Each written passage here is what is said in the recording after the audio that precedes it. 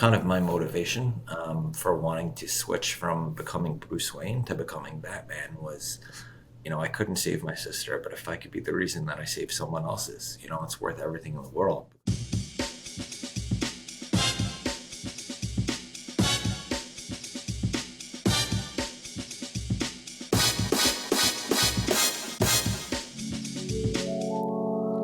Josh Aryeh, welcome to the show, the Dark Knight himself. Thank you for joining us. Yeah, thank you for having me. It's a pleasure and honor to be here. So, for our audience, if you could just tell us a little bit about yourself, who you are, what you do, and we can kind of take it from there. Sure. So my name is Josh Aryeh. I live in Long Island. And for those of you that don't know me, I go dressed up as Batman, as you can kind of see the little guy there. I go dressed up as Batman with different exotic cars, some decked out kind of like the Batmobile. And I go to visit sick and underprivileged children during times of despair.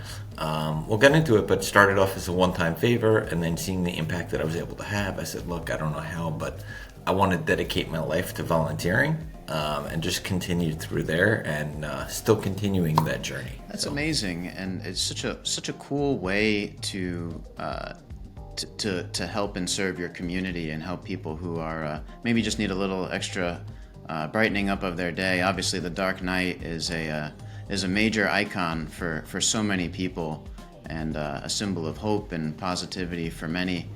What was the inspiring force to take up the mantle of being the Dark Knight? Definitely. So it actually wasn't even a plan to be the Dark Knight. When I started this mission about 15 years ago, I originally started just with exotic cars. So I grew up in Long Island, quite an affluent area, and I was picked on a lot. Bullied throughout my entire childhood, probably till about 10th or 11th grade. Originally, my game plan was to become Bruce Wayne. I didn't want to be Batman. I wanted to be Bruce Wayne. I wanted to be that multi-billionaire, tons of cars and private jets and houses and yachts. I mean, you name it. I wanted it. I wanted it all. But it was coming more from a place of hate and jealousy to show the kids, look, I have everything that all of you had combined and so much more. So even prior to being picked on, I had a passion for cars ever since I was probably 6, 7 years old. So I was able to look at a car, tell you the make and model and all that stuff.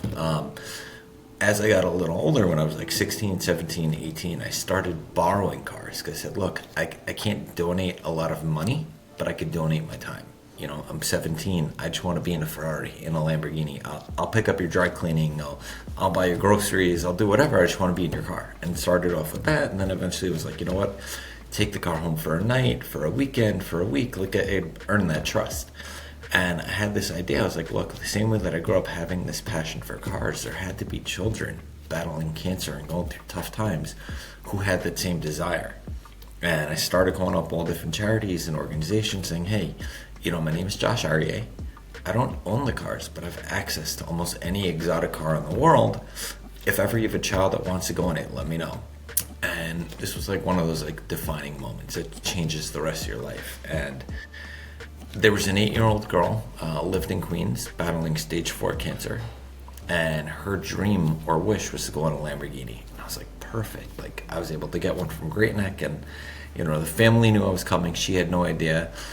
And they bring out this girl. She's in a wheelchair. She was all sad, looking down at the ground. And they bring her out, and she looks up, and there's this bright yellow convertible Lamborghini parked in front of this child's house. And you see this kid's face lights up with one of the biggest smiles I've ever seen. And we get her into the car, put the top down, drive around for 15, 20 minutes. I have the music on, we are having the best time ever. She's smiling and laughing, and it's amazing. And they finish, they put her back into the wheelchair, and they bring her into the house. And as soon as she got into the house, the mother starts hysterically crying, nonstop bawling, tears just streaming down her face. And so I looked at them, I'm look, if I said something or did something, I didn't mean it, And she looks at me and she goes, no. She's my daughter was diagnosed with cancer at the age of 4. She's had over 20 surgeries. She got an infection which caused her to become partially paralyzed, which is why she was in the wheelchair. He's like, this is the first time I've seen my daughter smile like that since she was diagnosed with cancer. In, I think it was about 2012, I heard about a guy in Baltimore whose name was Lenny Robinson, and he would go dressed up as Batman with a black convertible Lamborghini to visit kids in hospitals who were battling cancer and other illnesses. And until that point, I never really heard of anyone else in the world really dedicating their life to volunteering and utilizing these exotic cars for something greater than themselves. And I was like, wow, that's such an amazing thing. And then it was, I believe, August of 2015. He was coming, I don't know if he was coming back from a child or going to a child, but black Lamborghini, black Batman costume, poorly lit area. And unfortunately, the car didn't see him, it hit him, and he died. Oh man. And I thought it was absolutely horrible. So I never had the privilege to actually meet Lenny, but I knew of him through the media and what he was doing. And I said what he was doing was so similar to the mission that I had for the children that I said I didn't want Lenny to die with that. So I said, you know what, let me continue the Lenny Robinson legacy and become Batman and continue his vision and dream to impact the world, since it was already so similar to what I was doing with the cars. And that's when I became Batman. That's amazing, and I can totally empathize with that and relate. We've at the foundation, a Childhood Cancer Society, we work with a lot of families that are struggling, just as that little 8-year-old girl, and is really nice. And what an interesting insight that you had early on, that that's something that people wanted to do. So, as you mentioned, it's not common to hear of people that are dedicating their lives to volunteering. Obviously, you started up a huge social media following.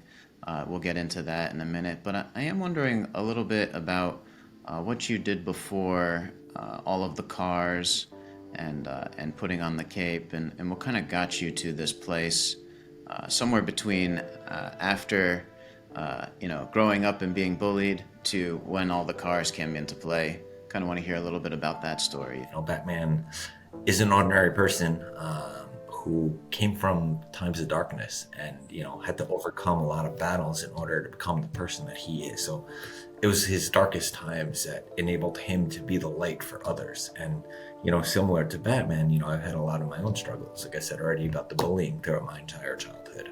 My father's been sick since I was about 11 or 12 years old. He's had multiple heart attacks and Parkinson's and kidney disease and so many other issues. So, I grew up with a father that had issues and progressively got worse as I was, getting older. And I had one younger sibling, a younger sister, the only girl in my family, studying abroad for her freshman year of college. And she came home for spring break, had a little bit of a cold.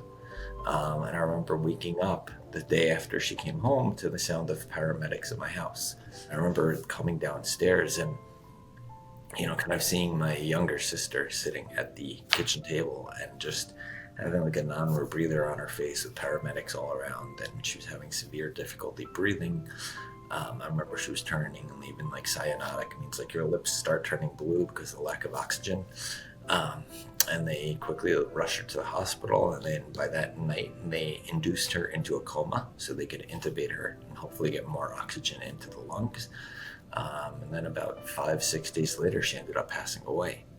So I knew what it was like to be in a hospital and hoping and begging and praying for a loved one to pull through. And my younger sister was my best friend. She was, the closest sibling that I had in age. We grew up together, and, it was so sudden too.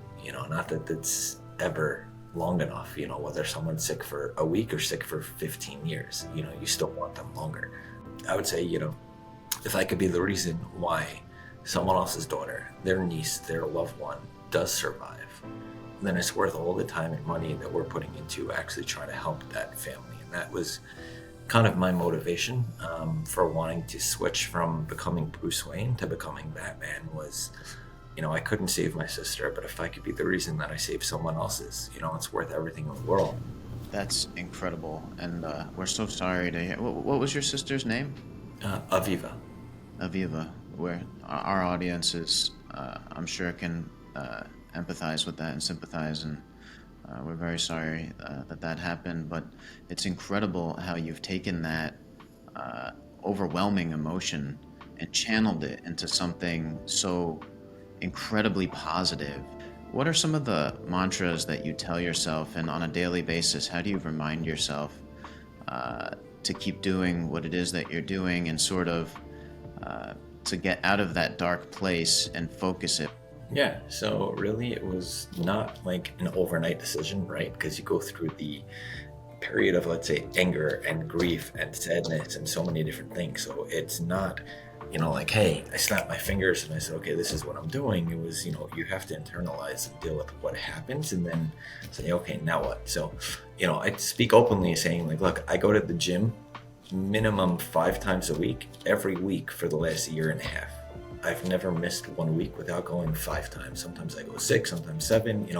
I'm very into being healthy. With that said, the other thing is also your mind, right? So just like I want to work out, I want that Bruce Wayne body, right? I'm Batman with that Bruce Wayne body. You want that six pack with the muscles and the whole thing. So the same thing is your mental health. So I talk openly, like I go to a therapist 1 to 2 times a week. Just speak about a lot of the stuff that I see, right? Because no matter how many times you do this, right? I've seen one child, 10 kids, 1,000, 10,000, 50,000, however many children I see battling cancer and these other illnesses, like it never gets easier. And the other is just really keeping in mind, like in life, like we can't control what happens. I wish we could, right? Like you said, I wish I had a magic wand that I could say, hey, no one in the world should battle cancer or any illness for that matter. Like I would just take it all away. No pain, no suffering, none of that. Like I would just make it all perfect, but I can't. So, I say we can't control what happens, but you can control how you react. And I think it's just about remembering, like, we all have it, whether people speak about it or not, right? You look at Instagram and all these other social media platforms, it's always like, my life is perfect and this is that. And that's great for those 3 seconds that the photo is being taken, but that's not their reality. Like, there's not a person in the world that doesn't have some sort of a struggle, some sort of a battle, whether it's mental, physical, emotional, et cetera, et cetera. So, I think just keeping in mind that everyone has battles and that sometimes it's those battles that make us a stronger person, going through what we go through ends up enabling us to be the reason to help others.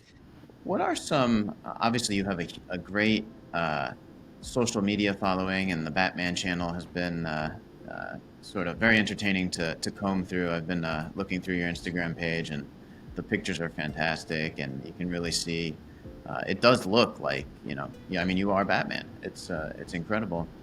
Are there any past projects that you particularly enjoyed? Unfortunately, there's been a lot of final wishes that we've had for kids. Always really, really tough to see. And, there's so many to talk about, but I'd say there's one in particular.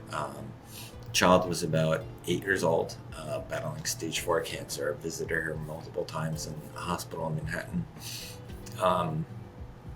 They told the child after a while that unfortunately she will be discharged on hospice care, and they should really just prepare for her end of life. And for any mother, it's not easy to hear, let alone a single mother with their only child. Oh, So needless to say, it was a very, very tough time, to the point that we literally sat with the child, and I still have the paperwork, and sat with her because the child knew she was going to die. And it was literally to the point of who would speak at the funeral, where the funeral would be, if people donated money, where the money should be donated to, if she believed in heaven, just literally basic questions. But still, like, the child knew, like, we were really preparing for this child to die. Spoke to her about her final wish. She had 3 final wishes. She wanted to graduate from school, she wanted to get married, and she wanted to become a police officer. For an 8-year-old child, this is sometimes a little tough to do, right? A little young to get married, but of course, yeah. but That's sweet, though. nothing is too big for Batman and his team of amazing people. So we got the police department to come, and we created her own uniform and badge and everything, and swore her in as an honorary police officer, and a whole ceremony for her. Oh, We had someone dress up as Prince Charming and made her a mock wedding. and she got married to Prince Charming. Oh my God. And lastly, we got her principal from the school that she was going to be attending and got her a diploma. So she graduated from school, she got married, and she became a police officer. We fulfilled all three final wishes. And I say this with the team because I cannot take credit for all that. That was really tough to actually pull through, and it happened. It was amazing. Um, did all that, very emotional, knowing the purpose of why each event was happening. Um, Finished the visits, child went home, and at some point during that week, the child woke up and the cancer was gone. It's as if she never had cancer. She's What? 100% cancer free. She was terminal and then just recovered? Gone. And she's still in remission. It's as if there's no trace of cancer in her body to this day. My God. That is the power of positivity, if I may say. That's amazing. Something still that How old is boggles she my now? mind. She's about 13, 14. This has been about 5 years or so. I mean, her hair, unfortunately, has not been growing back because of all the chemo and experimental treatments and everything going on there. So her hair has not been growing back. So actually, I surprised her about a month ago, and I got a custom made wig donated for her so she could hopefully go to high school because now she's going to be a freshman. She's actually going back to school, and she's going to have hair because no one wants to be a teenage girl without having hair or any of that. So thank God she beat cancer. She doesn't have a port anymore. She doesn't have any of that. Obviously, she goes back for scans and everything, but she's alive. That's amazing. Do you keep in touch? Yeah. That's awesome. Well, Josh, I can't thank you enough for coming on the show and the work that you're doing. It's so important to give people that sense of that special sense of joy and hope and positivity that you do, and you're making a big difference in the lives of a lot of people with cancer and with pediatric cancer and otherwise, and the families. And on behalf of everyone who's watching, thank you so much for doing what you're doing, and keep up the great work. Gotham and the country and the world need you.